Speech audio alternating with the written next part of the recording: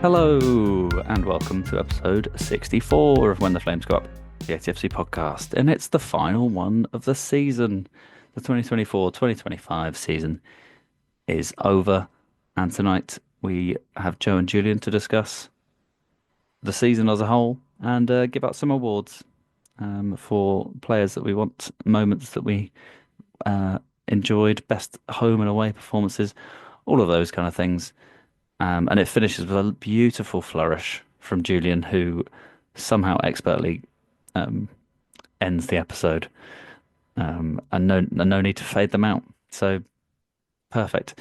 Enjoy the episode and let us know if you've got any differing thoughts on goals and moments of the season. I'm sure the recency bias playing into it, we probably did mention quite a bit more about Wembley and the moments leading towards it. But let us know how you think. And email atfcpodcast@gmail.com. We will be back probably in August, I imagine. So enjoy the summer. A beautiful summer with the FA Trophy in our thoughts at all times. And that I'm assuming obviously the replays will still be flowing across the summer. Brilliant. Thanks for all the support this season, and looking forward to starting things up again in a few months. Up the shots. Here we are. It's the end of the season.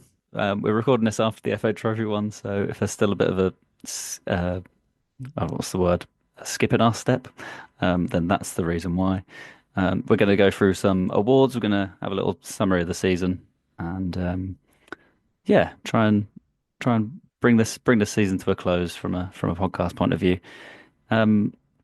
Where do we begin? Aldershot finished 16th and won the FA Trophy. It's one of the quandaries that I think we put kind of halfway through the season, maybe when we were discussing the FA Trophy. It's one of those ones. Would you take relegation and the FA Trophy win?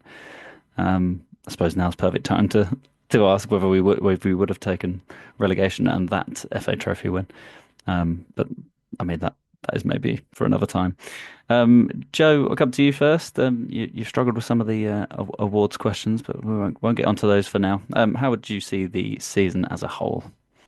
I think obviously we've just recorded the post Wembley episode, and I avoiding relegation is obviously fantastic, but the feeling we've had from winning the FA Trophy, after having avoided relegation, I think it's been a really successful season. It has to be. We haven't been relegated. No one really expected us to go up. So, if you finish outside the playoffs and above the relegation zone and you win a trophy, I don't think there's a better way it can go. It's been tricky at times in the last few months when we've sort of known we were safe, but we weren't mathematically safe. So that was uncomfortable at times. We didn't really want to go into the week before the end of the season relying on another result to make us mathematically safe. And Tommy came out in an interview and said, perhaps he might have been a little bit careless with being overconfident with finishing safe. But he said he knew we would be. And obviously, when we do survive, it's easy to look back and say, well, we always were. We've had a season plagued by injuries. We've had a defensive line that up until the last couple of months changed every week. If you look back to Halifax away at the start of the season, where we put in this phenomenal defensive performance and thought we've got the defense nailed here. We've solved the problems of last year. And then that just turned out to not be the case at all. Jenkins getting injured, I think, is a real shame. He looked brilliant. Magoma perhaps lapsed consistency, but he was solid at the time.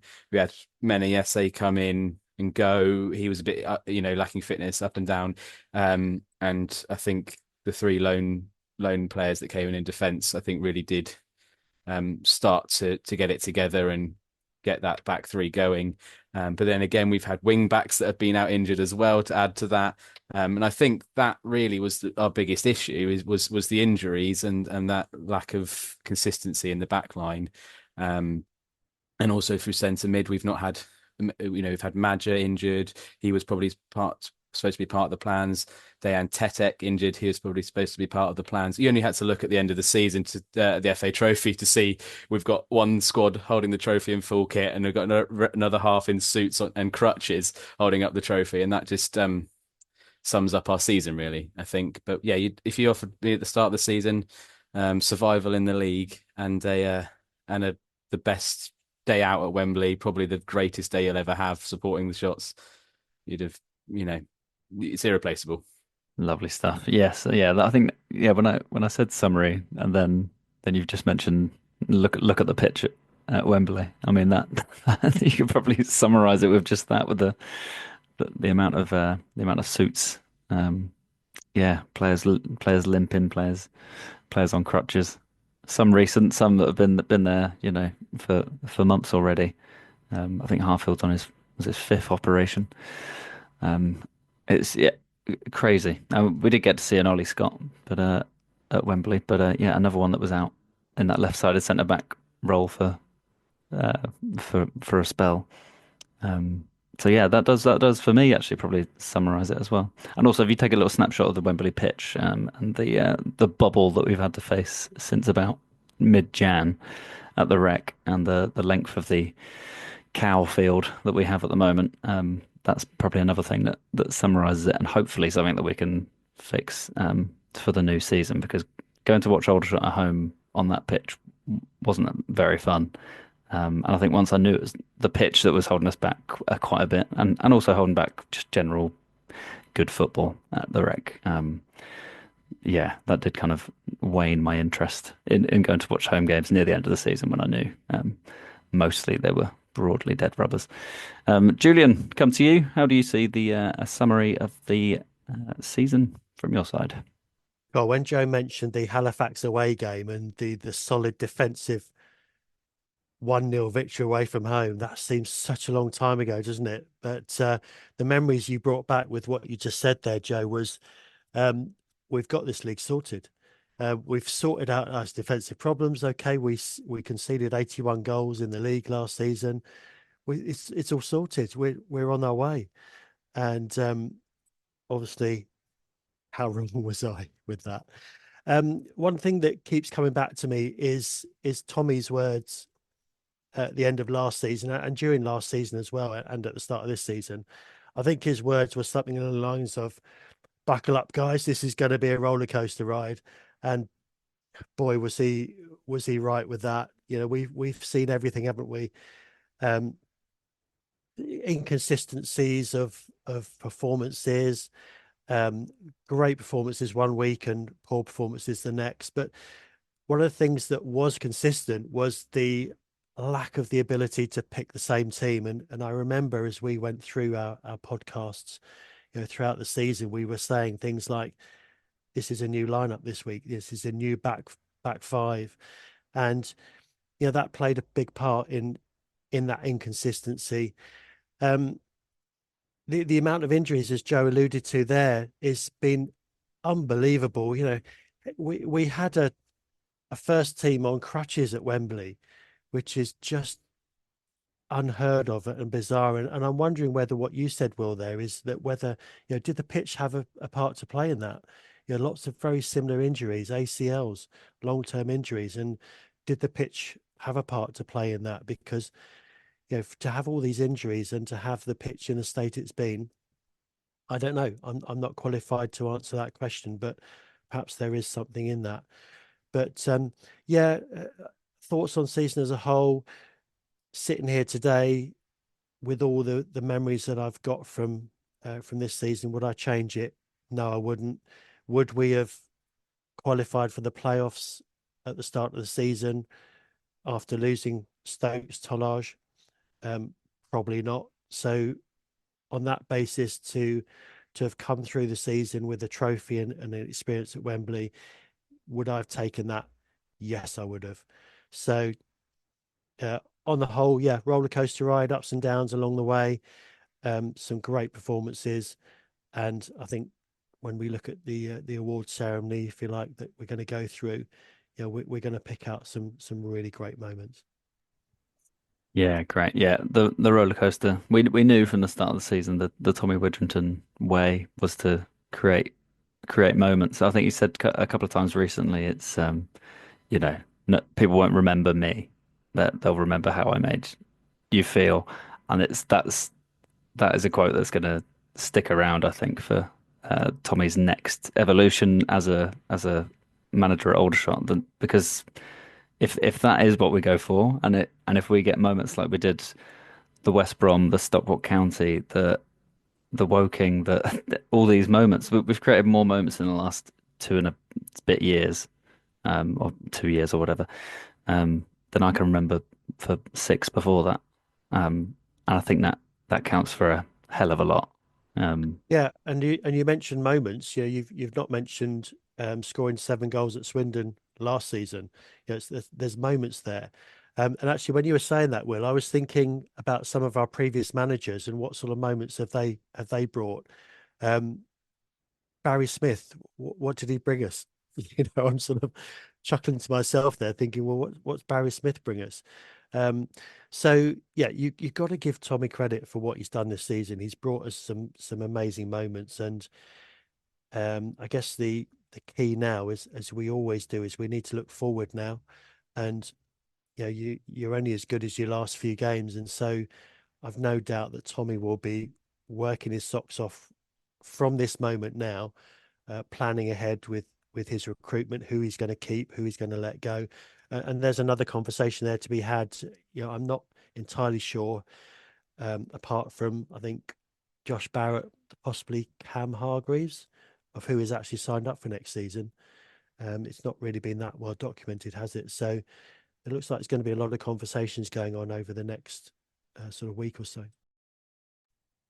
Yeah, absolutely. Yeah, there'll be more updates once we get that retained list. I'm sure that'll spark up some fierce debate. I'm sure in the coming weeks.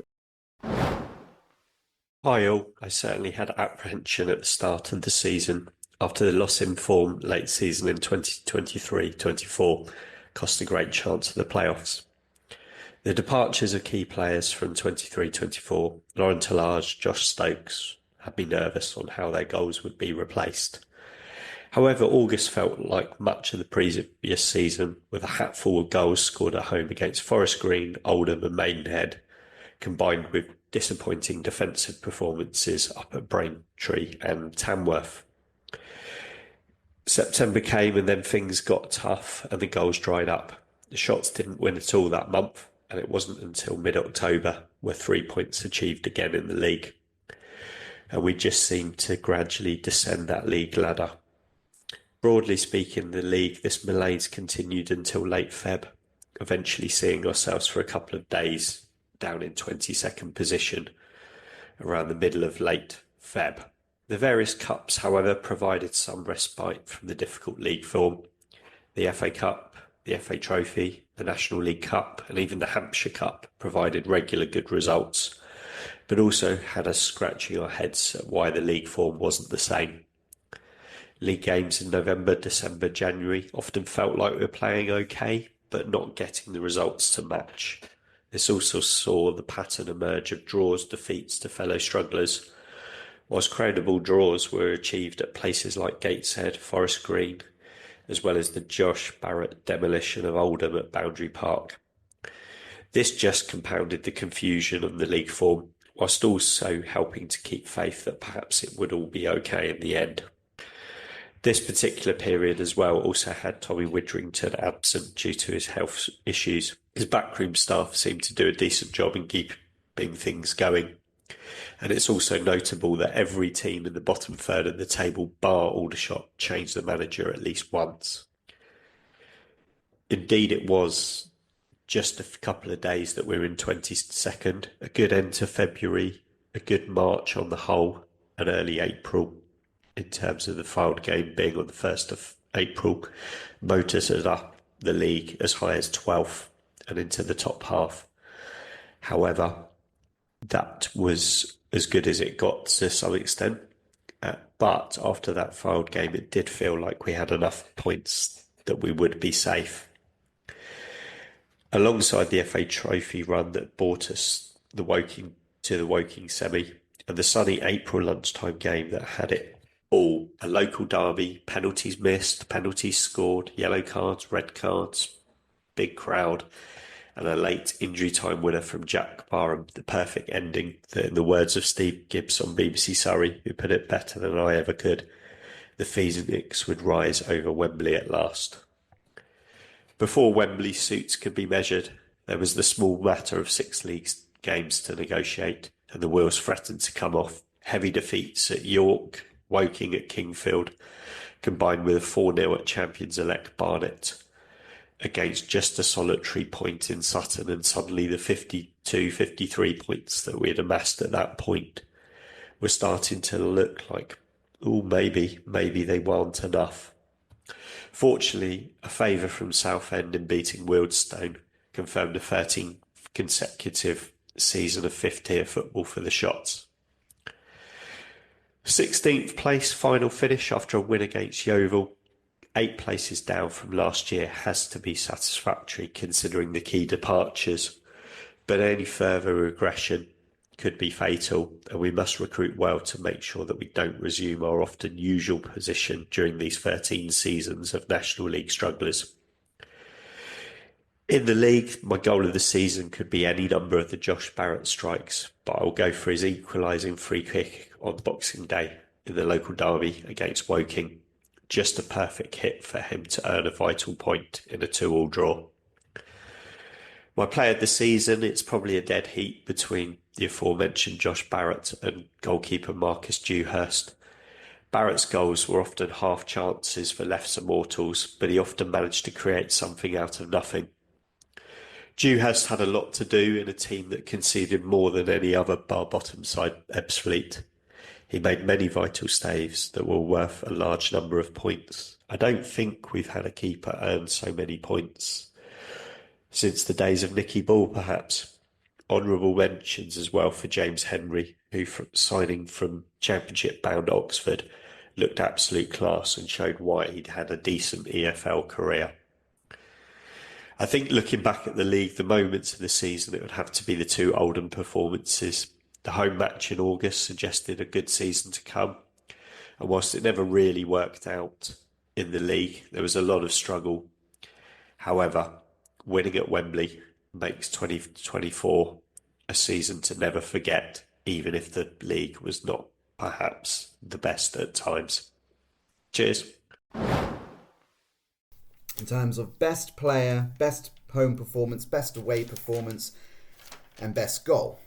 So maybe I take them in reverse order. For me, the best goal was actually at the very beginning of the season, and it was Hadi Gandor's second goal against Forest Green Rovers in the opening game.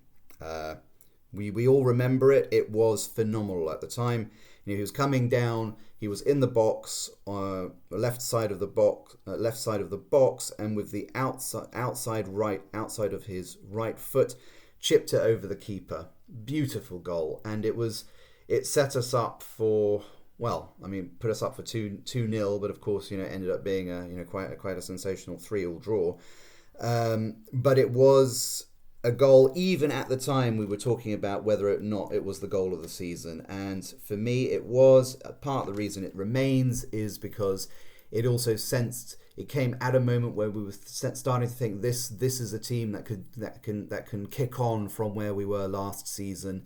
Having just missed out on the playoffs, that this might be a season, a very memorable season. Well, let's leave aside the next 9 months up until now, but certainly it was. We were at a point where we thought that we were going to kick on in that respect, and for Hadi Gandor himself, before the season started to change, it must have been a true feeling of elation for him, having not scored in pre-season and already having scored once, and then doing that fantastic goal.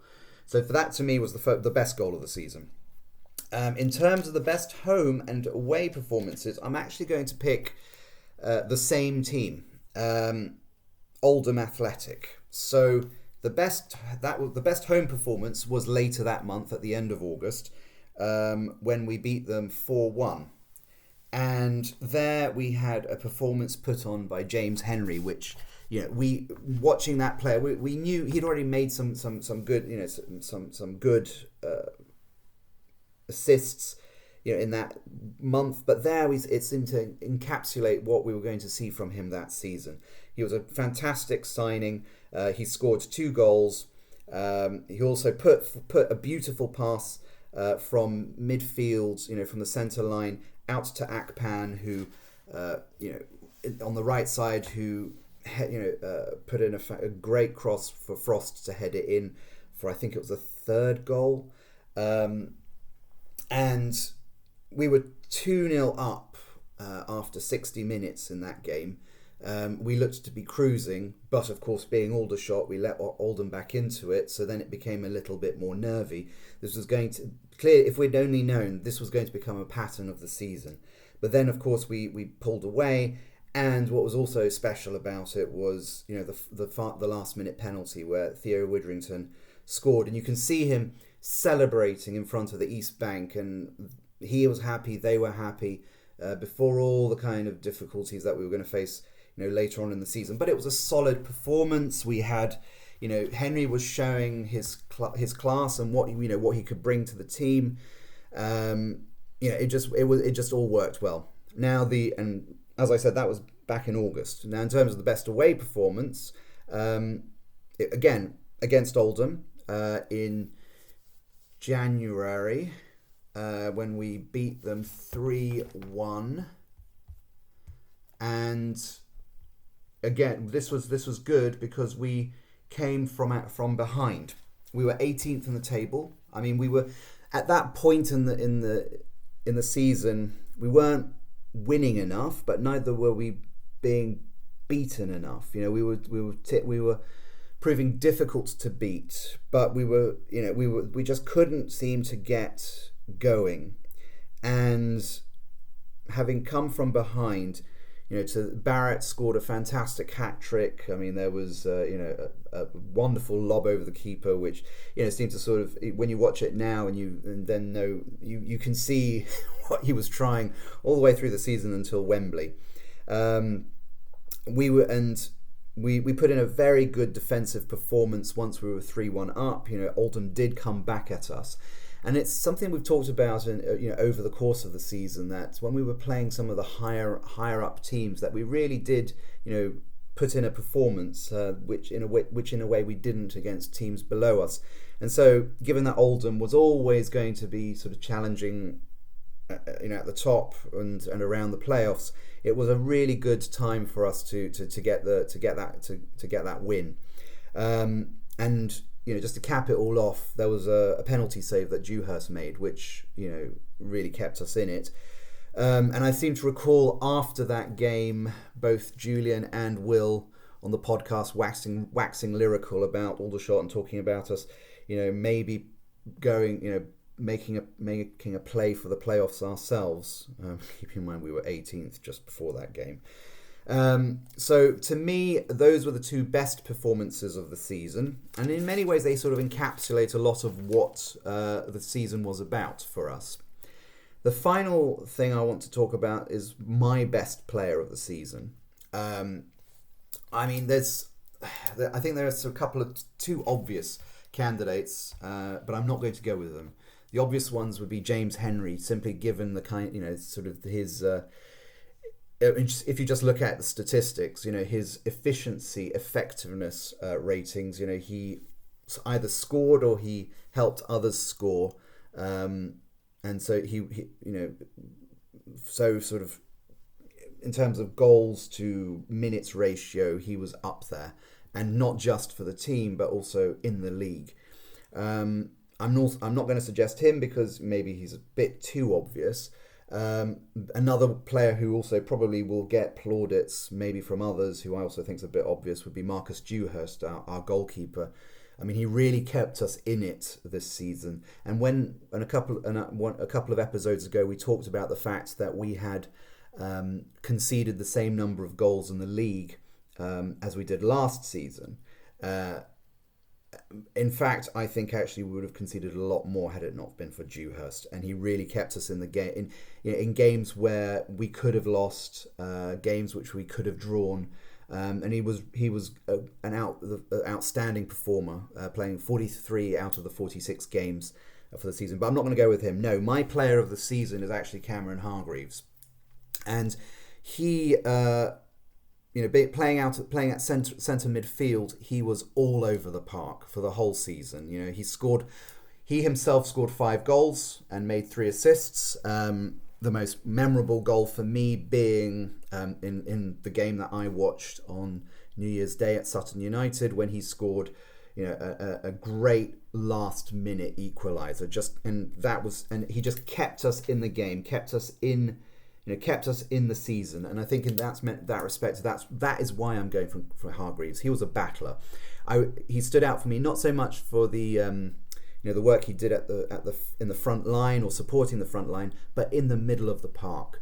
You saw he was committed. He would get back, he would defend, he would run players down, he tackled, he never let it go. And he was still doing this, in minute 90 as much as he was doing it in minute 1. And I think what's also phenomenal about him is the fact that when you look at the performances in the league, he had more minutes on the park than any other outfield player. He played 3,400 minutes over the National League season. He had 43 games, just as many games as Dewhurst, of which 39 of them were starts. The next outfield player to play as many minutes, or to play the most minutes, was way behind Hargreaves. It was Jack Barham who played about 600 minutes less than him. So it's the performances that he just put in week after week all season long. And maybe he didn't get as many goals as some of as the top strikers like Barrett, but it was, for me, the work that he did in the middle of the field. So he, to me, is my player of the season. Let's have a look at our awards. I'm going to come to you first, Joe, with the first 2. Well, I don't know. Maybe I'm being presumptuous. I don't know. But I have a feeling that that same person might win both of them. Is that the case for you, Joe? So we're going with player of the season and goal of the season, correct? Mm. Yep. So my player of the season is Cameron Hargreaves. Close. It was a tough one, actually. I think the fact he's winning it as a sort of a central midfielder really shows how well appreciated we think he is. Obviously, you might disagree, but how much I appreciate him anyway. I don't think the only player I can think of that has run that much in a shot shirt in sort of my time following is Jake Gallagher. And fans love someone who tries and doesn't stop. And Hargreaves has the biggest engine I've ever seen on a centre mid at Aldershot. And it's just sort of the first half of the season, I thought it's great. He tries hard, he breaks up plays. It's a shame he doesn't score. And then he sort of came in with, I think, 3 or 4 goals in the end. And I think he does a lot of the dirty work that goes unnoticed a lot of the time. And he's played a ridiculous amount of minutes. And I think he should be the first name on the team sheet, really. He's Mr. Consistent. And I did honourable mention, and it might be a bit of a rogue call, was I had an honourable mention for Marcus Dewhurst, which is, with a team that concedes so many goals might seem a bit balmy, but actually I think without him this season, we might have been even closer to going down. He's made some really crucial saves at really crucial times, and that's my honourable mention there. And for my goal of the season, well, probably one of the lobs for Josh Barrett against Oldham. I think the context of that game, going up there expecting nothing, I can't give 2 goals in one for a goal of the season, but I can't remember whether it was at the first or the second one. But also the other one I put alongside that is Josh Barrett's free kick against Woking. To do that, to steal a win away from your rivals. And we haven't had someone who can take decent free kicks for years, and that was just a thing of beauty. Yes, I forgot about that free kick. I don't know why. I did type in Josh Barrett free kick, and I was like, when did he score it? He kept coming up with the Dagenham away one, the end of last season. Um, Julian, I'll come to you for your player of the season and goal of the season. Yeah, so for me, it is Josh Barrett. And the reason I've gone for Josh is that, um, yeah, I think we forget sometimes that at the end of last season, he wasn't a starting 11 player. He had quite a lot to prove. He had some quite big boots to fill. So, he's naturally slipped into that Tollage and Stokes position, either one of the two. So at the start of the season, he wasn't first on the team sheet. And so for him to and he had a lot of negative opinions, really. People were wondering whether he's going to do it this season. How's his pre-season going to go? So he was by no means one of our most important players at the start of the season. So for me, the reason I've given him the award is that he's battled through that. He's obviously got resilience. He obviously has confidence in what he can do. And to end up with scoring 19 goals in a position that isn't a centre forward, or albeit he's been playing alongside Barrett or behind the front two, I think it's no mean feat. Tollage scored 19, I think, last season. So for him to go from where he was to where he's finished, I think is amazing. And also what I like about Josh is that he has scored goals, as I said earlier on, left foot, right foot. And he's also weighed in with a hell of a lot of goals away from home as well. So there are some players that will turn it on at home and then sort of disappear on away performances. I'm not sure of how many of those 19 were away from home, but I'm thinking of quite a few goals where he has scored important away goals. And for me, that is the sign of a really good player when you turn up at home and away as well. So for me, it's Josh Barrett. Goal of the season, I'm going to throw in two as well because Joe did, so that means I can. So I'm going to say the same as Joe. Josh Barrett's lob away at Oldham was for me a standout goal, and that was also perhaps a moment when he did come to the party and say, "Look, I'm the main man here." And that, as Joe said, that performance at Oldham was a bit of a turning point and totally unexpected. So it's Josh Barrett's goal. The other one for me that stands out, which gave me a bit of a wow moment, what have we got here, is actually the first game of the season when Mr. Henry came onto the ball from a cutback into the penalty area, just around about the penalty spot, and he just side-footed the ball with power into the goal against Forest Green. And that was a bit of quality that I've not seen at the Rec for quite some time. And when he struck that ball, I thought, okay, we've got the real deal here. And again with James Henry, he showed us throughout the season his ability on the ball, his calmness of finishing, and that first goal against Forest Green just sort of set the tone really for what we saw from James Henry throughout. I think there's also Hadi Gandor's goals against Forest Green on the opening day as well. Actually, I think that gets forgotten about because full of Barrett's good goals, but that little dink from Hadi at the start of the season was unbelievable. And I'm not going to read all the other ones I've written down, but I think when the goal of the season video gets sent out by the club, I think we'll realise how many we've probably forgotten about. Yeah, definitely. There's loads out there. And it's very easy. I mean, I've listed down here goal of the season and then goal of the season that isn't by Josh Barrett because he has supplied us with so many great moments or memorable goals that we can take away.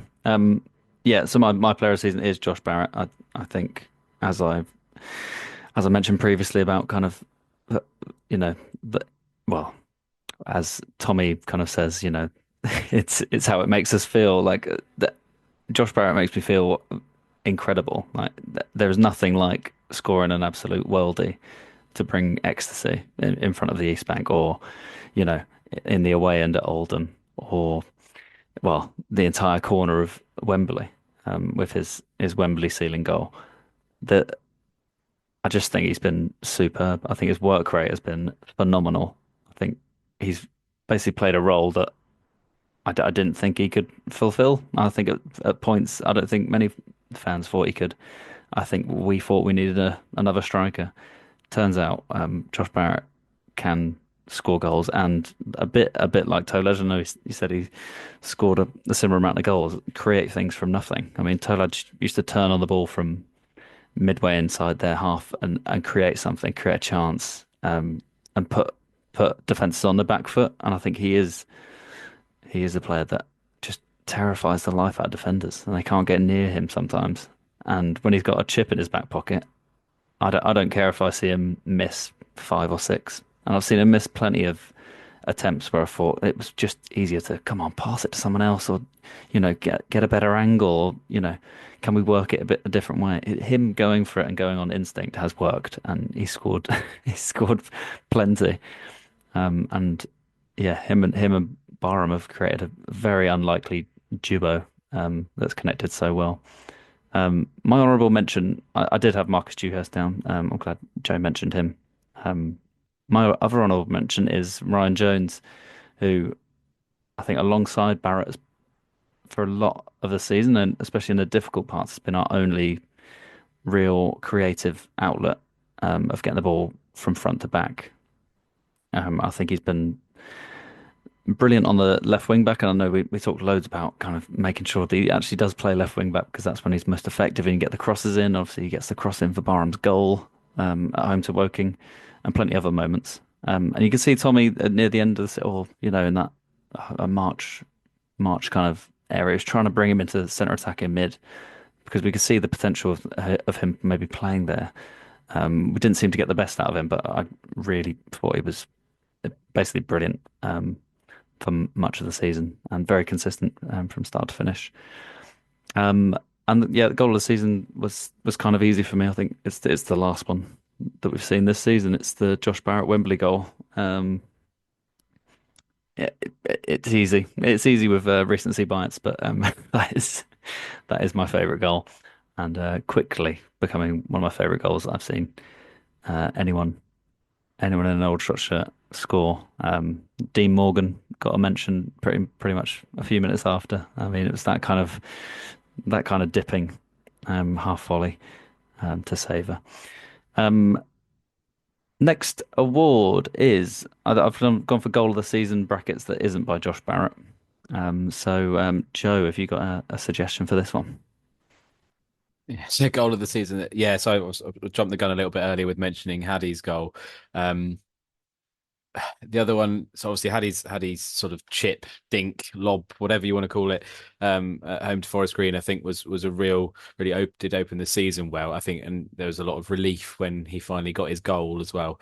Sort of a shame he didn't really kick on for the rest of the season. But yeah, that was a phenomenal goal. And I could put another honourable mention to James Henry's goal away at Wealdstone. Um, I think for the context of the game, we were 1-0 down. We really sort of needed a win. He came on, scored a scrappy equaliser, and then a couple of minutes later, sort of got it on the half volley and just leathered it into the bottom corner. I've not seen a ball struck that hard in quite a long time. I love goals like that, sort of drilled really hard into the bottom corner. That was great. And when I was looking back through the goals, another honourable mention was to Jack Barham's goal away at Bradford. Obviously, we went on to lose the game, but at the time we were like, "Oh, this could be another Swindon." It was a bit of a shock, but yeah, I think my favourite goal, not by Josh Barrett, sort of goal of the season, would be Gandor's goal against Forest Green. I think it's probably the best quality of the lot. Nice, nice. And Julian, to you, you obviously mentioned the James Henry goal. Do you want to mention any more?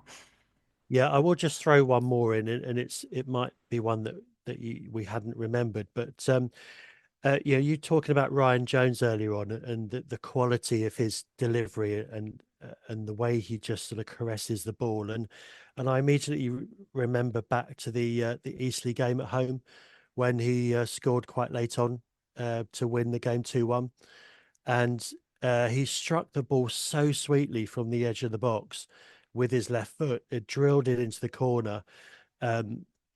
Again, Joe's saying that he likes those sorts of goals where you just hit it as hard as you can, and it just flies into the corner. I'm very similar, and that goal that Henry scored against Forest Green, I just loved the way he touched that in with power. But as I said, Ryan Jones's goal against Eastleigh for me was as sweet a shot as you will score. So I'll put that one in. Any goal that beats Eastleigh at home is worthy of a mention. Get in. More Eastleigh bashing next season. Bring it on. Yeah, my goal of the season, brackets, that isn't by Josh Barrett, was Tyler Frost's third goal, not his third goal, Aldershot's third goal, scored by Tyler Frost against Oldham at home. It's probably the best move. And also, we were Oldham about, I think, 6 or 7 minutes before, got it back to 2-1. So, you know, are you going to go for it? Are you going to, are we going to win this game? And it's, yeah, Henry gets it in the middle and spreads it to Akpan. And then Akpan puts this beautiful whipped ball right across the face of goal. And Tyler Frost on the volley slams it in front of the East Bank. I think it was just a brilliant move, very fluid. And we were very fluid that whole day. We looked like, I mean, we scored four and could have probably scored 6 or 7. We were brilliant that day. And yeah, that was the one that I fondly remember seeing in front of the East Bank, and knowing we were going to beat Oldham, which was great. So that's my goal of the season that isn't by Josh Barrett. And next up is favorite moment of the season. There's quite a few to choose from. Joe, what is your favorite moment?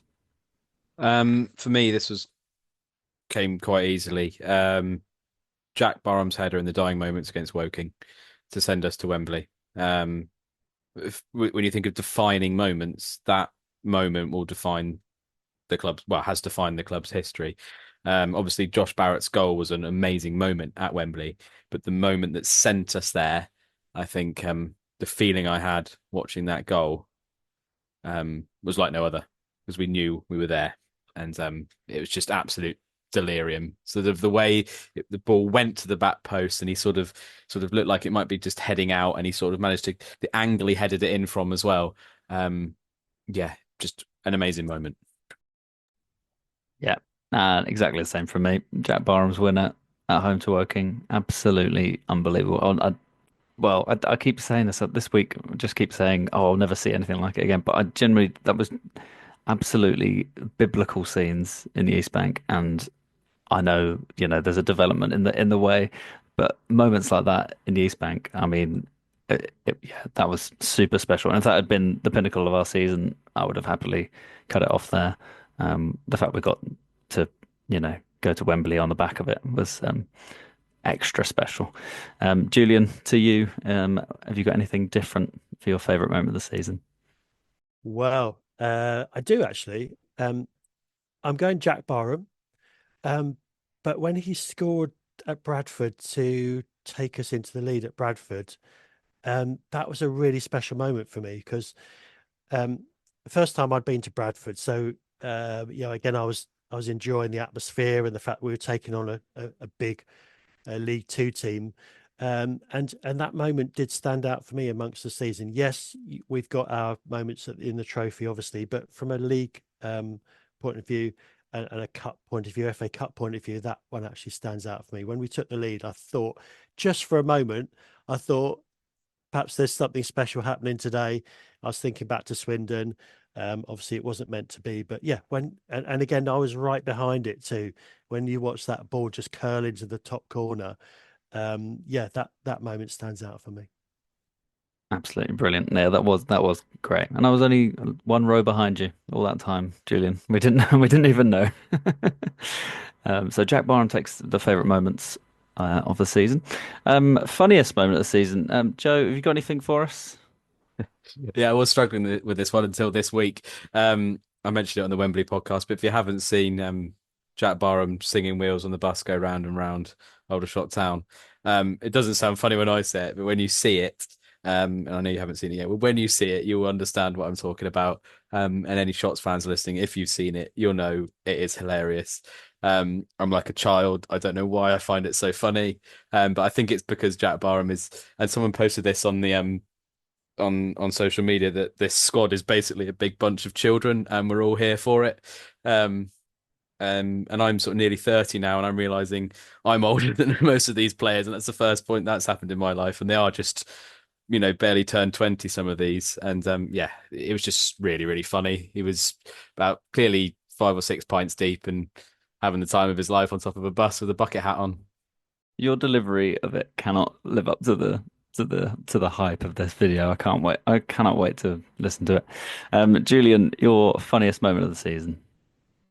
Yeah, I got to agree with Joe. Yeah, that's right up there. I have got another one as well, which perhaps wasn't as belly laughingly funny as Mr. Barham on the bus, but I don't know if you remember Max Mullins scoring late on at Altrincham, where he was running down the left wing and he popped the ball over into the top corner. Um, it was obviously a cross, wasn't it? Come on, it was obviously a cross. But he then turns around and he shrugs his shoulders, if say, "Of course I meant it. Of course it was meant to be," and that brought a smile to my face because there's no way that he meant that. But we'll take that as a goal, and actually that was quite an important goal in the course of the season. That was actually one of those moments where um, I really started to believe that we've got the ability to escape relegation. So yeah, it was that face that he was giving us. Of course, I meant it. Did bring a smile to my face.